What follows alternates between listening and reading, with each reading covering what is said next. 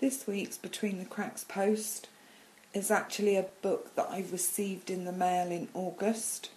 So it's not very old, not so long ago. I guess quite a few might have read it already. It's Ellie Adams' It Had to Be You. The blurb is absolutely fantastic. I think it's going to be a great book to read. The blurb is the worst breakup ever. Could be the best thing that has ever happened to her. Lizzie Spellman has been dumped at a party while wearing a Henry VIII costume by the man she thought was the one. Someone even filmed it, so now she's a massive YouTube sensation too. Just when she thinks things can't get any worse, she meets the rudest, most cynical man in the world and gets a new mission in life: to prove him wrong. Love does exist, and she's going to find it. Sounds really humorous, it sounds uplifting, and it's definitely a book that I'd be interested in reading.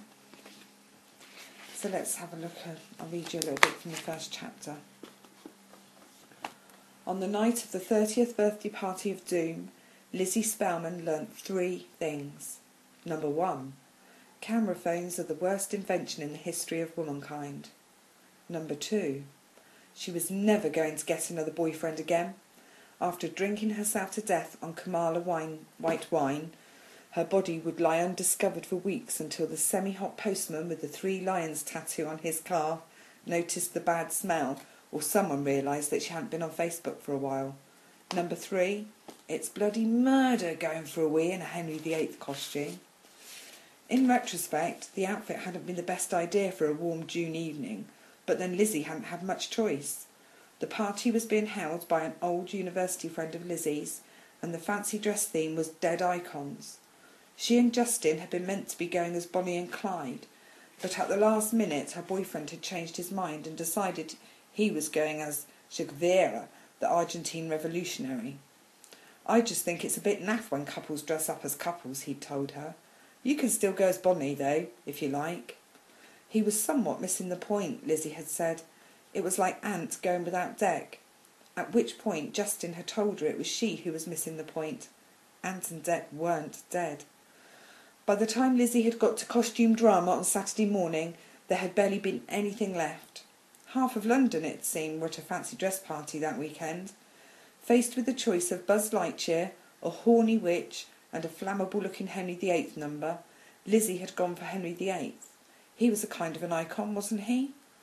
The outfit was a nightmare to take off, especially when they were on a pleasure boat on the Thames, and the toilet was a tiny cubicle with barely room to swing a doublet. By the time Lizzie returned from the loo, her friends had disappeared.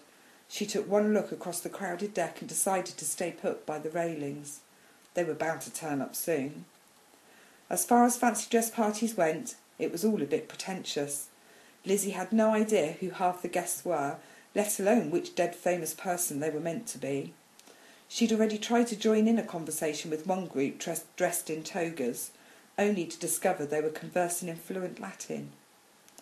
"I like your costume," she said to a man with a long curly wig, who was having an illicit fag over the side of the boat. "I didn't know Michael Bolton had died, though. That's really sad." He shot her a contemptuous look. "Try Galileo, sweetie." Flicking the butt overboard, he swanned off.